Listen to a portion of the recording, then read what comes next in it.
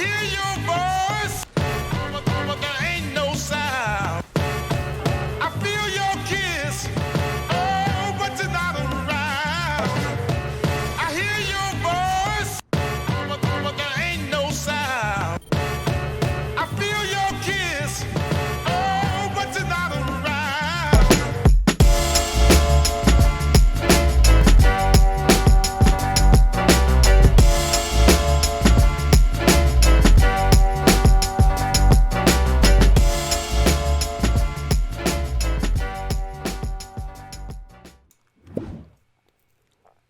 All right, welcome to episode 3 of the Bettercast. I'm Yelk. With me, as always, is Neely, and a little bit of a different podcast coming out this week. So we're going to be releasing it on days that make the most sense for when that current week's games are over. So the one coming out today, we've finally wrapped up all the games for Tier 2 and Tier 3 in week number 3. So we've got some accurate standings, like official accurate standings. And then we've got power rankings, which are everyone's favorite, but are different than standings. It's like our opinion of the strongest teams. And then we've got the scores to catch you up. We've got week 4's games, the map pools, and we've got some extra stuff for you too. But kicking it off with the standings for Tier 2. A little bit interesting. So, number 1, Blackout, 3-0. Number 2, New Future, also 3-0. Number 3, and this is where, Neil, you might have to do some explaining, No Daylight with 1 win, 1 loss, and 1 tie, which can be also called a bye week. Mm-hmm. What's up with that, Neely? What, with the bye week? What's up with the bye Horizon? weeks? So Horizon as an org has been removed. Lunar Colony and Horizon have been disbanded due to smurfing, confirmed smurfing, not allegations. So every game in the future that is going to be played against Horizon where you're scheduled is going to be listed as a bye week. So it's like it never happened. And it's the same for any game when you already have played them. So say you got 4-0'd by them, now it's just a didn't exist, no game. Which is good because this shows that BA is putting their foot down and saying, no smurfing in our league, and if there is, teams aren't going to be like, teams that played them aren't punished because they lost to Smurfs, and the teams that smurfed are punished because those players are banned. The best part about it, though, is people that weren't under the same scrutiny, like people that were good people, like Metality, who's been great in the community, are now finding new teams in the league, hopefully. I know Blueprint signed a few. Yeah, Horizon and Lunar Colony, they kind of just like spilled out a lot of free agents into the free agent pool, and that is going to result in the Tier 2 signing deadline being moved back. Not quite sure when it's going to be moved back. Breezy hasn't made that announcement yet, but she has told me that she is going to be moving the signing deadline back from May 1st to some other date that just makes more sense. So these Lunar Colony people can actually, hop on a new team and finish out the season, because if, they were an honest player playing honestly, they shouldn't be punished just because, their org captain was smurfing and ruined their season, So, those players hopefully will find teams. They will go forward. But number 4 in the standings is Blinks. They are 1-1 with a tie as well, but they don't have quite as good of a map differential as No Daylight. And then we got Blueprint Chaos coming in at number 5 with a 1-2 record. HLA is 0-2-1 with their bye week. And then Fat Shats. And then at the bottom, number 8 is Lunar Colony. Bottom of the standings. I'd put them at 9. Oh, you'd put them at 9? That's cruel. I would put them at 9. Well, hey, you've got power rankings, so you can always put them there for your power rankings. But just to catch you up on some scores, the week 1 game between Blackout and Blinks. The week 1 game finally happened. Blackout took the 4-0. They really put their foot down on that one. And then they played their week 3 game against Blueprint just a couple days later, and they took the 4-0 on that too. So Blackout's still looking incredibly strong. Blinks did pick up a 4-0. It was 4-0s all over the place the entire week. Blinks picked up a 4-0 on HLA. No Daylight had their bye week, wink wink. And New Future picked up a 4-0 over Fat Shats. So, might as well just get right into the power rankings, not the standings. Like, power rankings have no playoff implications. Standings are what have playoff implications. Power rankings are just what we do for fun so people can hear what teams we think are the strongest and which ones need the most improvement. But do you want to start out with your... And we also... Yeah, absolutely. I was going to say, we also kind of just base it off, like, you know, if there's a team at the bottom of the standings and, like, another team beats them, you don't bump them up the power rankings that much because you're like, well, we expected it. What will happen when they play a better team? And then if they play a better team in 3-2, that kind of is how you can adjust where you see it they are in the power rankings. But anyway, for me, there's actually not going to be a ton of change on my power rankings. Blackout at number 1, no movement. No Daylight, number 2, no movement. New Future at number 3, no movement. Blueprint Chaos at number 4, no movement. Now we're getting into some movement here. Going into number 5 with Fat Shats, moving up 2 spots.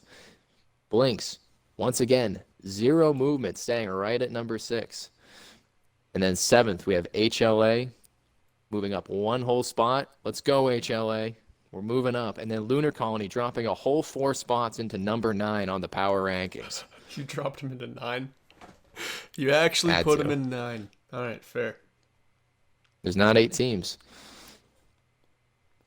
True. Anymore. How are you going to explain some of that movement? I know you moved Fat Shats up a couple of spots. They got a pretty tough game on the docket this week against Blackout. How'd you move them up?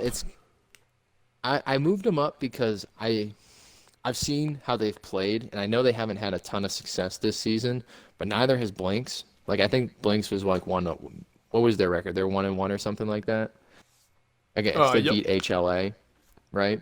But I don't take that HLA win into massive consideration because we've had HLA very low. So I kind of was like, Fat Shats, they've played a lot of strong teams, and they've looked okay. So I am excited to see Fat Shats versus Blinks because, in my opinion, and this is why they're like this on the power rankings, I think Fat Shats would beat both of those teams. That's how I would explain that power ranking from me. Okay, yeah, that's a good way of putting it. My power rankings are pretty similar. There's a couple differences. So number 1, I got Blackout, no change. Number 2, up 3 spots. I've got New Future in line with the standings at number 2. And then number 3, I've got No Daylight dropping down 1. And then number 4, I've got up 2 spots. We got Blueprint Chaos. Then following them up 2 spots is Fat Shats. Down 2 spots, trading with Blueprint, is Blinks. And then HLA goes up 1. And then down 10 to number 11 is Lunar Colony. Mm-hmm. So yeah. We're putting them in T1. My thing with Blinks is I had them really high in my power rankings originally. That was when Chaboy was still on the roster, and then he left the roster, and then they kind of fell down. But they did just pick up a new player. They just signed Tear Skull, and we scrimmed Blinks last night. And Tear Skull looks like what they needed. Let me tell you. Mm-hmm. So I know I moved Blinks down too, but I don't know. If they could have just picked up like a budget Chaboy. That's what it seems like. Mm-hmm. I'm kind of scared. Yeah. That is a scary proposition. I think I watched some of that scrim yesterday. He does seem rather dangerous out there. And I think that's the thing that Blinks needed to do, was they just needed to start making signings. Like, I saw they had a person playing Ryan the whole time. That's going to, in a Ryan league, that's going to boost your team up exponentially in any game you play. Yeah, you need your consistent Reinhardt. So I think that kind of does it for the Tier 2 power rankings. If you just want to move on to the schedule coming up for Week 4, for Tier 2, we've got Blinks plays New Future. You got any predictions for that one? That one could actually be a pretty good game. I think that could be a good one, because I know New Future is rated very highly, but I think the thing that New Future thrives in is playing good Overwatch. They play good heroes, and they might be able to just beat Blinks in like a 3-2 or a 3-1 type scenario just because they have like a more stable Reinhardt. Because I know they do have a very, very stable Reinhardt on that team. New Future has their first really tough game of the season against Blackout in Week 5. So I think we'll know a lot more about where they stand in the standings and the power rankings after these next 2 games they play.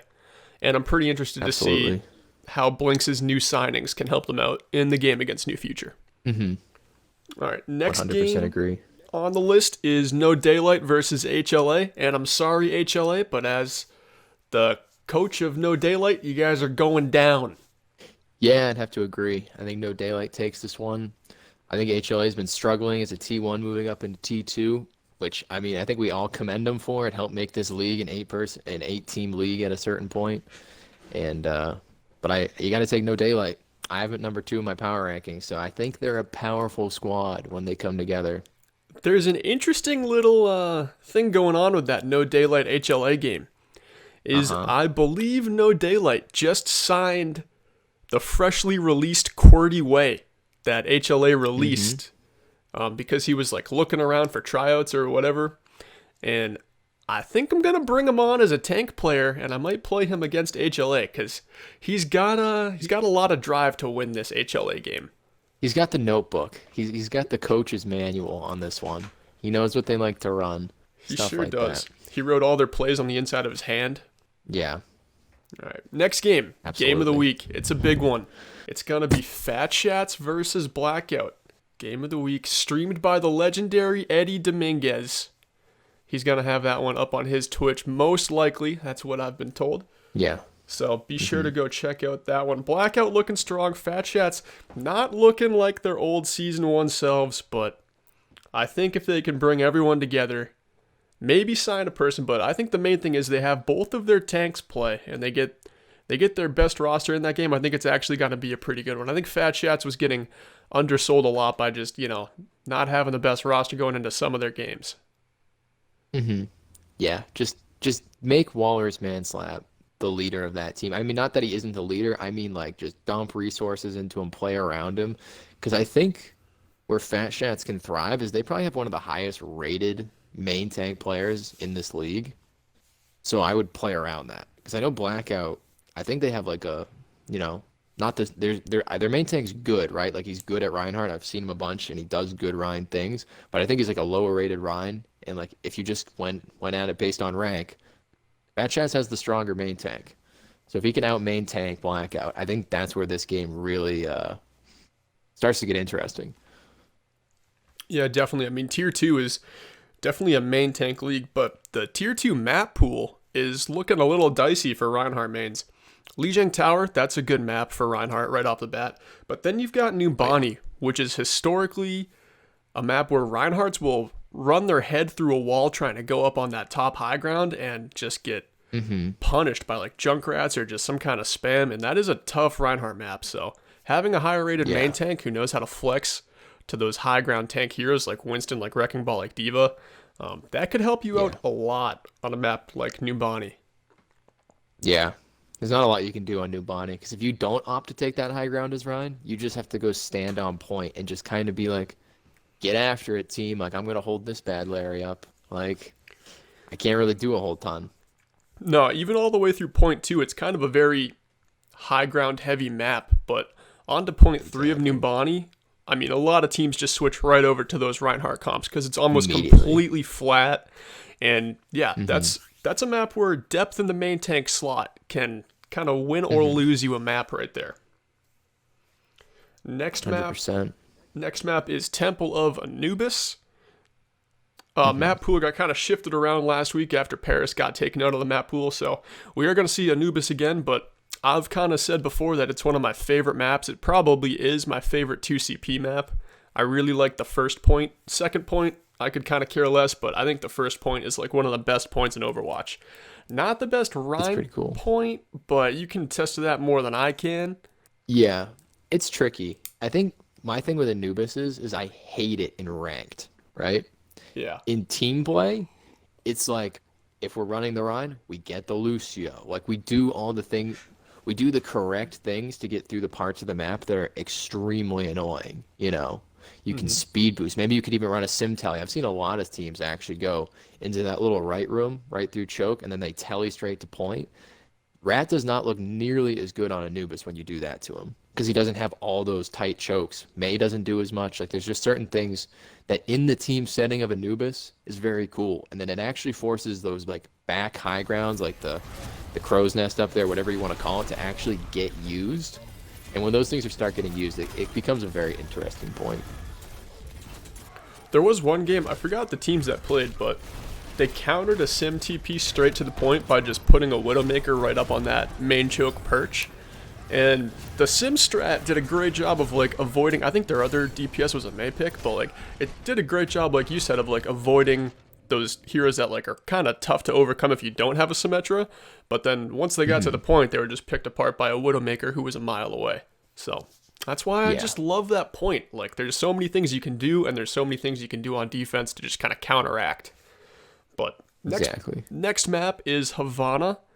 That is a great map for snipers.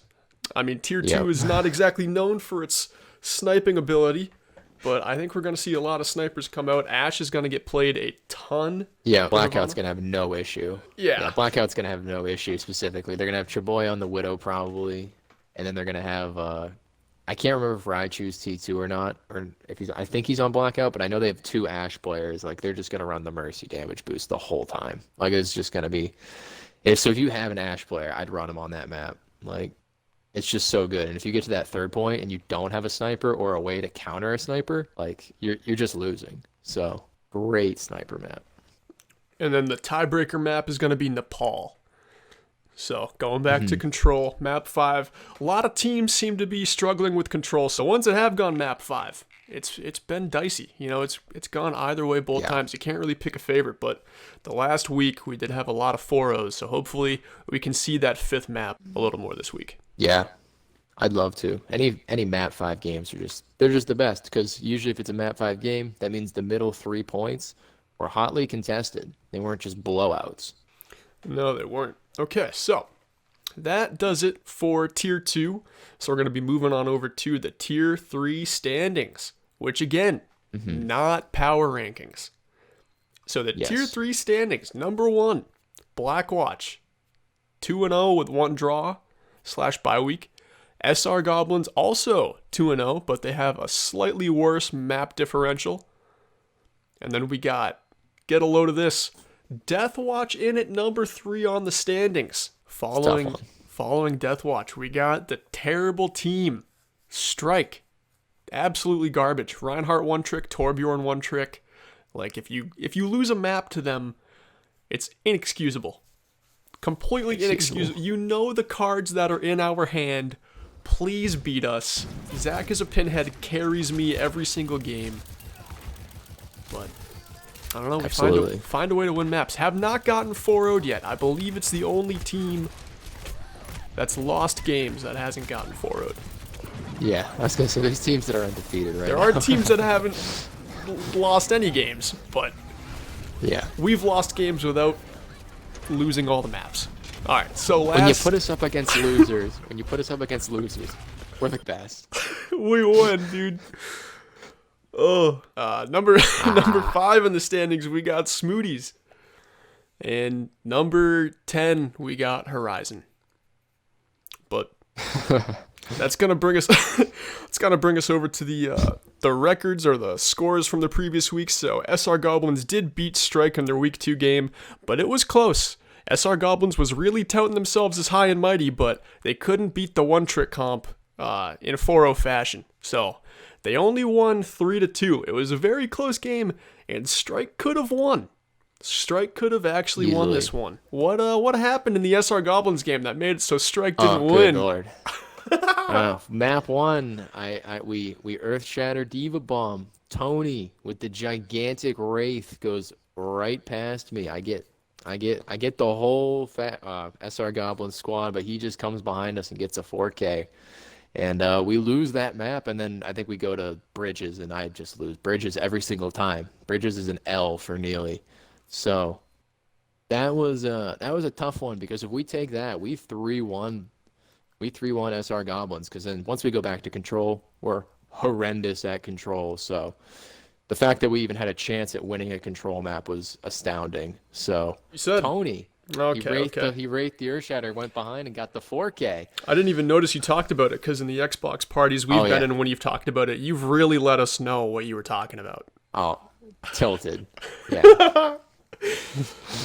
Dude, Neely was so mad when it happened. Like, he literally goes, I got them all! And then everyone on our team dies in the kill feed, and he just goes, nah, like the game slipped out of his hands, dude. He was so upset. I mean, like we were all kind of upset, but like Neely most upset because he made the play to win the game, and Tony just made a bigger play to win the game. Bigger play.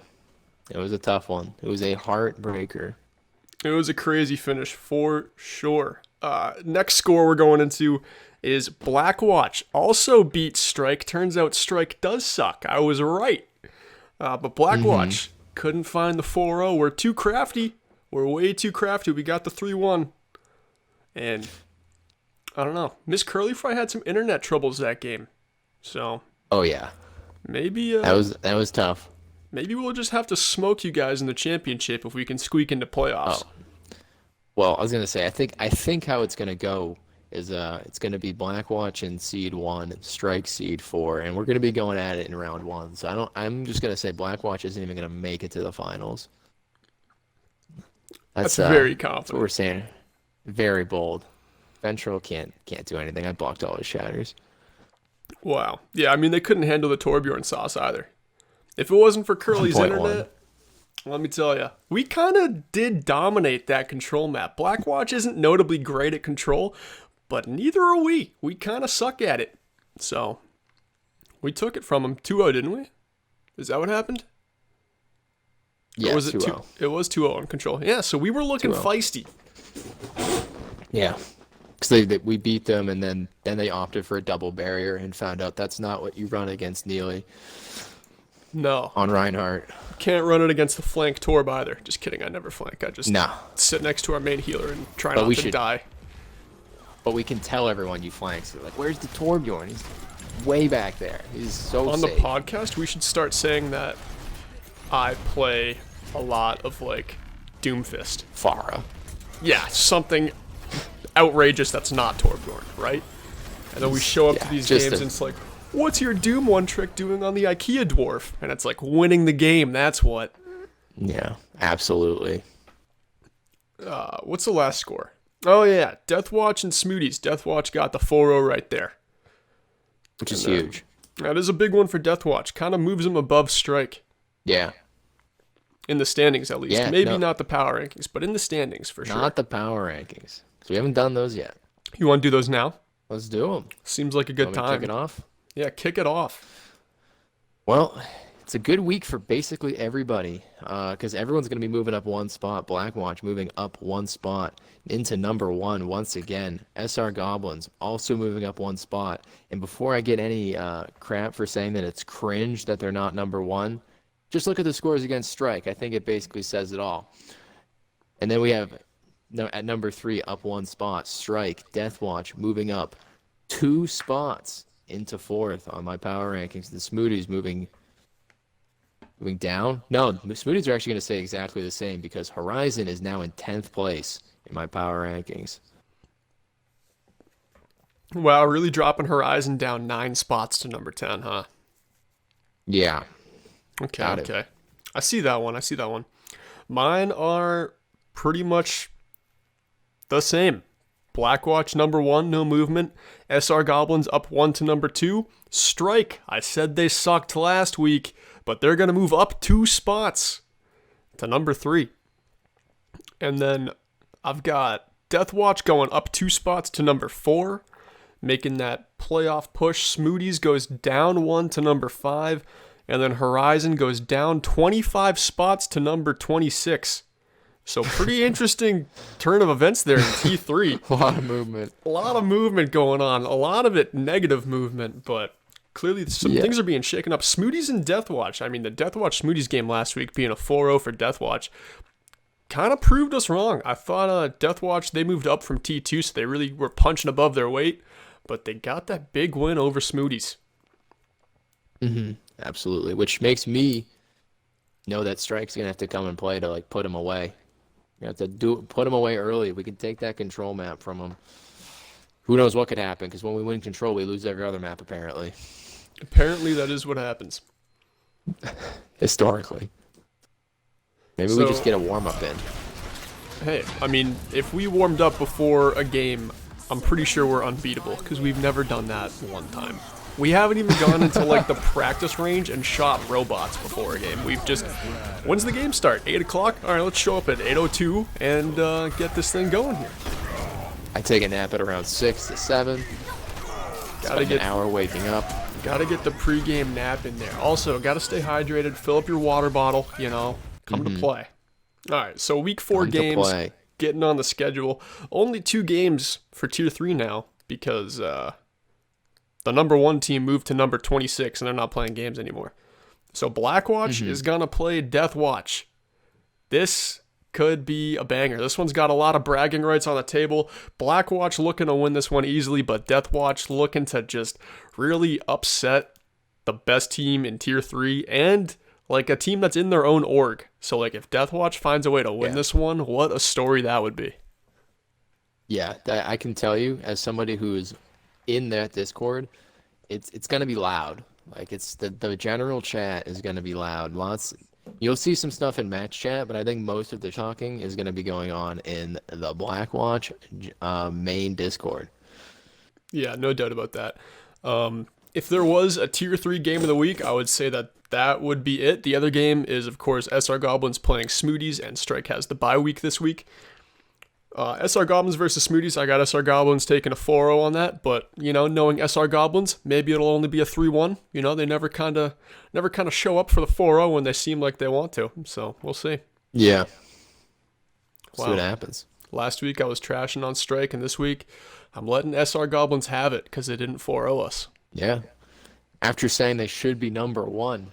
They can't even beat the worst team in the league. After saying they've been toppling everyone in scrims, well, it turns out your scrim bucks can't buy you anything in the power rankings. Except exactly. Scrim bucks. Yeah. Except bought the them what? A number 2 spot. It bought them a number 2 spot. Yeah. That's kind of high. Yeah. It's pretty decent.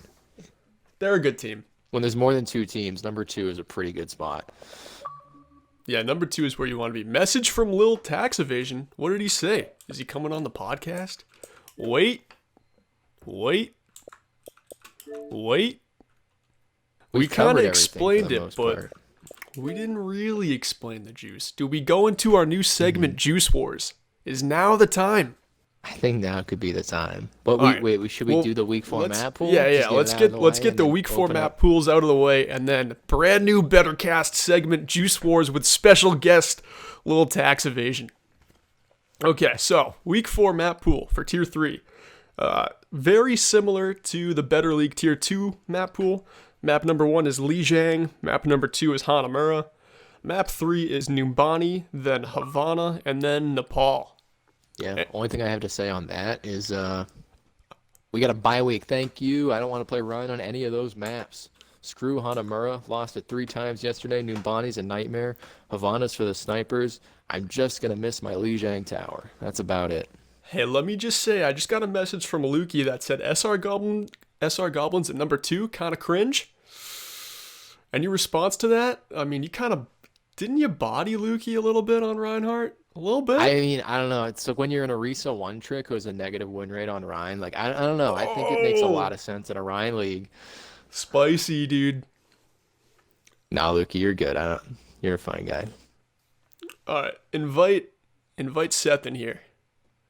Let's get our new segment. Just so everybody knows, Seth is always offline, so you have to scroll for miles and miles and miles to find him. Alrighty. Jesus Christ. We're already editing this one, so. Sadly. I don't like editing them, because it takes like an hour. Yeah, no, I can imagine. Maybe you could just not swear. I mean, what else do I say for shit talking? You know what I mean? Maybe trash talking to start. Children. Alright, sorry, we're still scrolling over here. I have like 300 friends. And I guess I have him favorited. There he is. And he is going to be getting the big spam. Oh, he's in. Lil Tax Evasion has entered the podcast. Dude, I am here. Okay, what did you guys already say about the... We just went through all like the logistics of like every game will be bye weeks, every week that already happened will be bye weeks. Things of that nature. Okay, so everything Basically, are there. just Your records against just them are logistics. wiped. Tier 3 is banned. Tier 2 has time to find new teams. So if you're on Tier 2, you can pick up anybody there. You said all that? Yep. Yeah. The signing Why am deadline I is here? probably going to be moved back. Dude, you're Seth. I don't know. Figure out something to say. You got any juice? Got any juice? What's going on, dude? On behalf of Lukey 3480 SR of the SR Goblins, he says SR Goblins at 2 kind of cringe bro for me. Wow. We already addressed it. Don't worry. Yeah, I know, I heard. He wanted me to repeat it, so I just Who do you said it. think? Oh, okay. Who do you think's going to win the Deathwatch Blackwatch game? You know, I want to say Blackwatch, but I'm feeling a Deathwatch upset. That's what I'm feeling feeling too. a 2-3 on control. It's gonna go 99-99, 1-1 in the last control. And then Sticky Grundles is gonna play Big Freeze and freeze the entire team and kill everyone. I'm telling you right now, that's exactly what's gonna happen. All right. Heard it here first. It's gonna happen. Big fan. And we're hoping Deathwatch doesn't win so that Strike still looks like that they can beat Deathwatch, because if Deathwatch wins, I mean, we might as well just pack our bags and go home. Yeah, if Deathwatch wins, then I don't think Strike has much of a chance. We will squeak into playoffs, though. Automatically. Is everyone? Yeah, I think everyone is except like one team. Smoothies, yeah, won't be. Probably. Most likely. Most likely. It's looking grim for Smoothies right now. I think if they take another 4-0, it's I think that might be it. Well, I don't think they've won a map. Yeah. Oh, So I think if you technically look at it, even if they won a game, 4-0. it would I have don't think to it be... matters at this point. Yeah, because we've never got 4-0'd. Strike, that is. So They could win we their kind next... of lock up the... Wait, this is the last week, isn't it? No, everyone has one more game. No, because I think everyone's there's 2 more. right? Well, there's 2 more weeks, but most people have bye weeks because of the whole Horizon debacle. Well, The bog.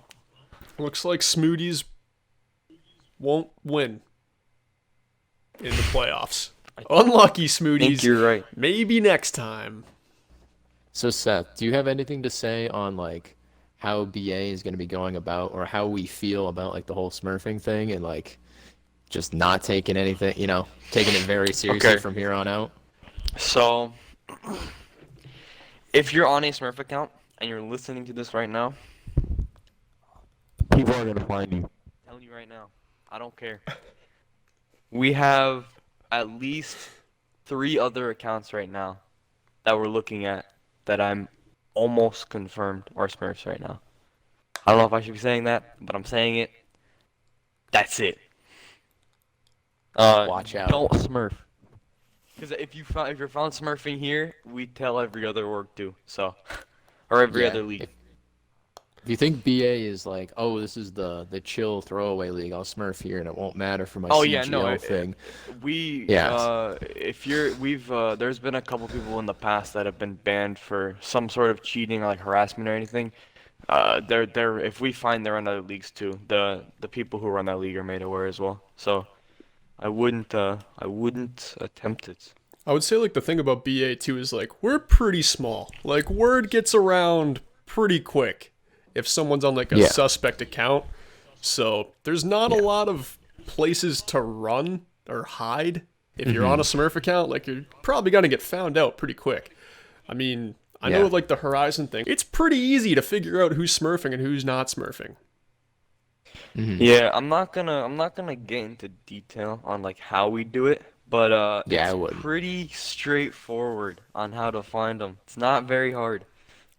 Yeah. How new does this And if- new account look? And I think Yeah. also something to keep in mind is if you have somebody that looks suspect, like go right to the admin team, go right to the officers, be like, hey, we have this guy, we want to sign him. Do your thing. Whatever that is, do your thing. Because we don't, as an org, want to get in trouble for this. We want this actually cleared up front. If you've got someone like under level 200 or something and like they're a legit swap, like go to the vetted players thing and just get them vetted as soon as possible because it'll just make it a lot easier. if you don't get them vetted and they end up being a Smurf, it's gonna look really bad for your org, and that's the last thing that anyone wants. I'm of no like, you know, I have no standing in this, organization or anything, but like to me it's like if you don't go ahead and do that, it looks to me like the owners know. Like at a certain point. Like if you don't look at it and like use your own brain to be like this guy looks suspect, just use your brain. That's all. And I think that's more for going forward into like season 4, because season 3 is going to be wrapping up here in a couple weeks. All right, Seth, I think that's all we really needed you for. Do you want to give anyone in BA a shout out for doing a good job or anything you noticed around the server? Shout out to your boy for 19 hammer kills. My final message. Not 19. I'm getting into that. I have actual stats. Seth is gone now. But the very next thing I was going to say is Chaboy leads the league for tier 2 hammer kills. He's got 10. Through 3 weeks of play, he's in double digits already. And Neely and I were casting a game where they played on Hanamura, and he had a triple hammer kill in the kill feed. And it was a big deal. Yeah. And the main thing I have to say on that is practice how you play. Because I played ranked with him, and in that same exact spot, I hit a shatter in ranked, and he got 3 consecutive in the feed, nothing in between it. So when I saw it, it was a big deja vu for Neely. And we're proud of our young Chaboy over there. Next, I've got some trades and signings, just a couple of them. There's a lot of trades and signings going around right now, but a couple big ones. One I already mentioned was Blinks picked up Tier Skull to play DPS, and he's like a 3,100 average in Tier 2. He's going to be their replacement to losing Chaboy to Blackout a little earlier in the season. That is a really strong one. We could see that make an immediate impact on Blinks. And then another signing I had is Blackout picks up the Better Academy veteran. Call me Q-San. So Q-San's back in action. That's a big move. Blackout looking strong to begin with, but this is just going to put a nice button and bow on their roster. Team experience is always really good to bring into any team, because I think you get new players to this. There's a lot of nerves, a lot more than you'd expect. Oh yeah, playing because there's that heightened level of thing. You're some of us we haven't played sports in a few years, or some of us have, but it's not for it's a weird aspect that you kind of need to do. It does come into play. How much team experience do you have? Even though this is a pretty relaxed environment as far as leagues go, it is a step above playing competitive on the comp ladder. You're playing with teammates, you're playing with. Maybe it's playing with strangers who are on your team. Maybe you don't know anyone on your team. You're playing with them for the first time, and you kind of have to impress them to stick around and work well with them. And yeah, there's a lot of nerves that go with picking up someone for the first time. So getting Call Me Q-San, he's got a lot of hours in scrims and in league games, so he's not going to get rattled or anything like that. He's going to fill out the roster really well. But that's kind of all I had for trades and signings. I know Blueprint was making some moves. No Daylight's making moves, but our moves aren't quite finalized yet. Yeah, I think the teams that are making the biggest moves this past week, Blackout, just doing their thing, always signing people. Blackwatch as an org, their T1s are signing, but that doesn't really affect the league, obviously. And as of now, it'll affect T1 in the future. But and then also Blueprint's making a ton of signings, because I'm in that org, I know, but you see them in the trades and signings. And Blinks, ever since they played their first game against Blackout and it got pretty much bodied because they just threw a team together, you could almost say, they're just hammering out signings. So, we could see some seriously improved teams, and some of these teams are picking up former Horizon players, which were good. So we could be looking at completely different teams going into the next few weeks here. I know Metality went over to Blackout, and I know that Sky Venom just got inked on Blueprint. That's a big move right there. Mm-hmm. We'll see. We'll see. By next podcast, we should have pretty much all the trades and signings hammered out. But within the next two, the deadline should come up, and then rosters will be locked for playoffs, so we'll have a good handle on it then. Last couple of things I wanted to say were pretty good job on the casting games front. Neely and I got in, I think, one game the last week. Metality's been all over it, just like Yeah, that's old school. He's doing like old school you and me. Like when we started, we were just doing everything 5 we games could a week, all baby. the time. Yeah, just all the time. Like, I mean, back when Salty Spittoon was a team, I think we did every single one of their scrims and games, and then more on top of that. So keep doing it. You get better. Yeah, Hockey Man and Jadoni came in. They did their very first ever cast, and they did great. I didn't listen to all of it because I had a strike game going on, but I managed to catch quite a bit of it, and they did a good job, and it seemed like they had lots of fun, and they were both like really hyped up in Discord after it was done. So that's great. Yeah. That's something I'd actually like to point out is like if you've never done it, I mean, we're not as desperate as we were because a lot of people are stepping up, but if you want to do it, there's games going on, there's scrims going on. I know T1 is even posting in the schedules and stuff, like, games that they're going to be doing. If you want to try it, it's really, really fun. It's exciting, even if you only have 1 or 2 people watching. I know the first time Yelk and I did it, like, just elated for like hours after the game. You know what I mean? Like just this heightened sense. Dude, Metality did his first cast, and he's in a GMT time zone, like England, like late at night when it gets late at night here. So he did a cast at like 10 p.m. Eastern time. So it started at like 2 in the morning or 3 in the morning where he is.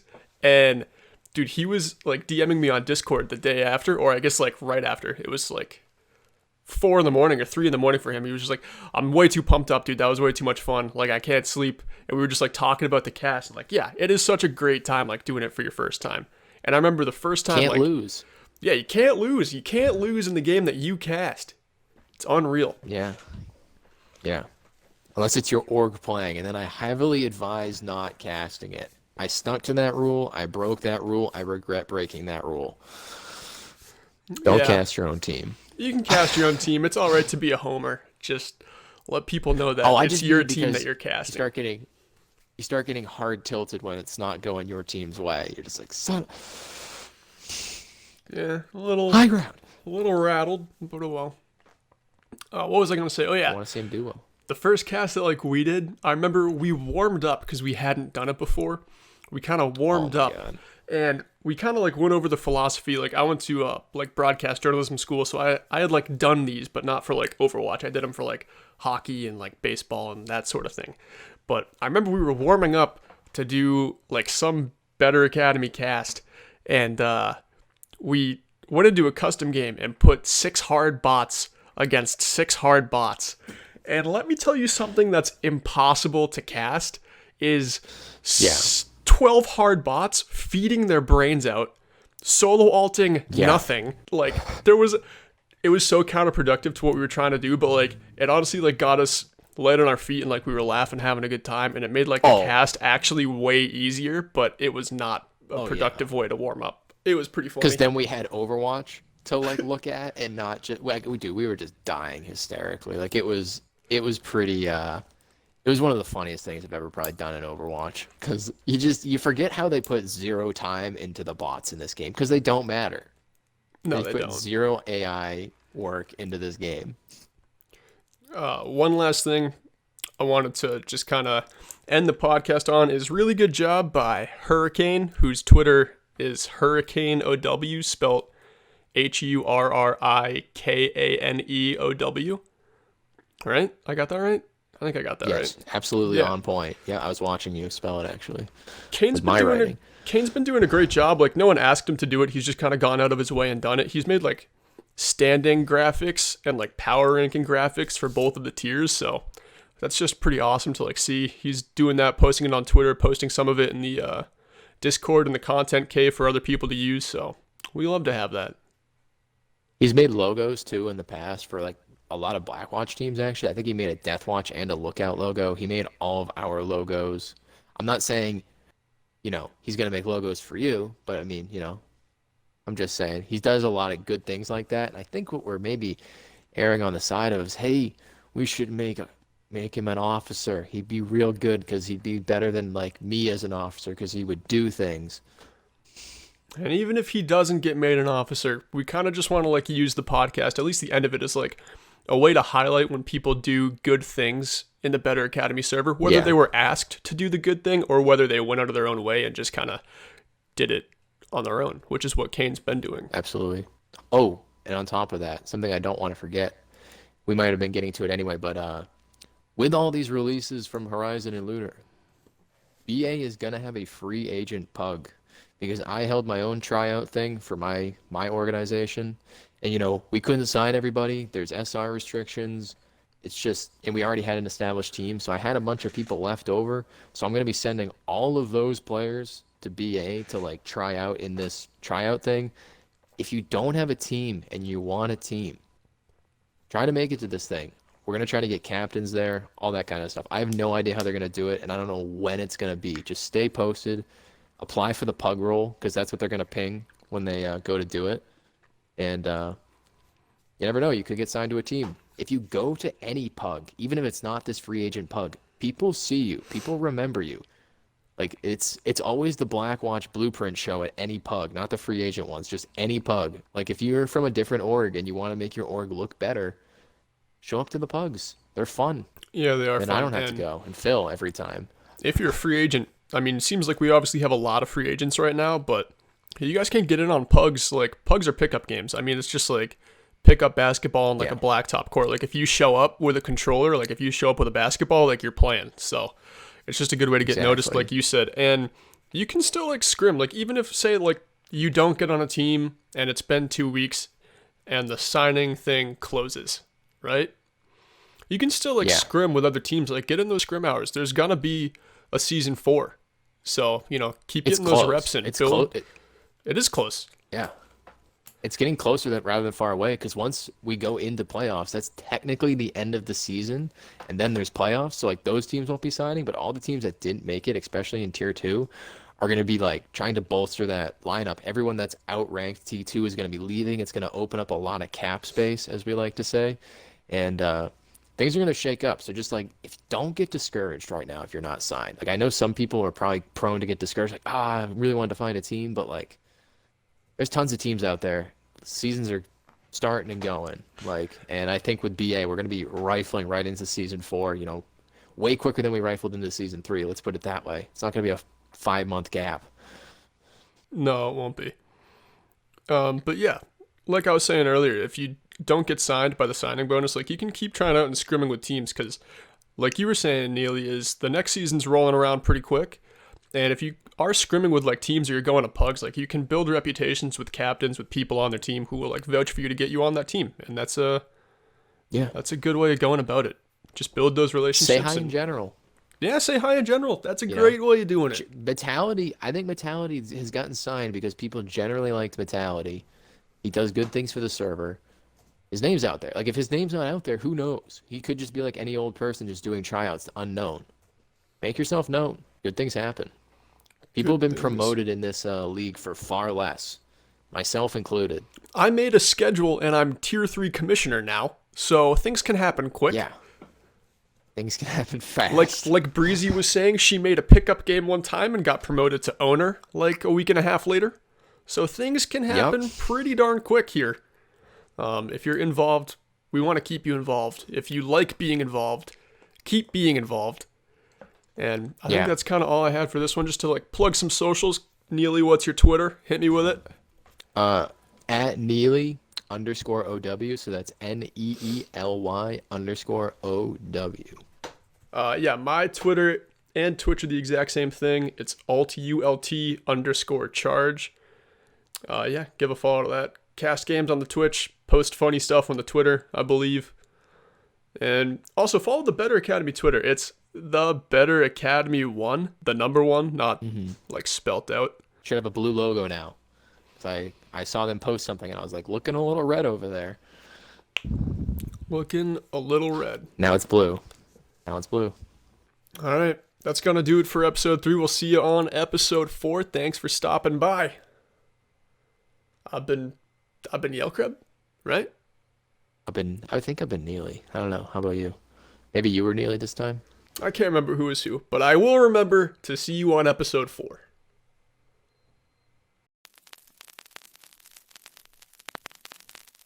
I hear your voice.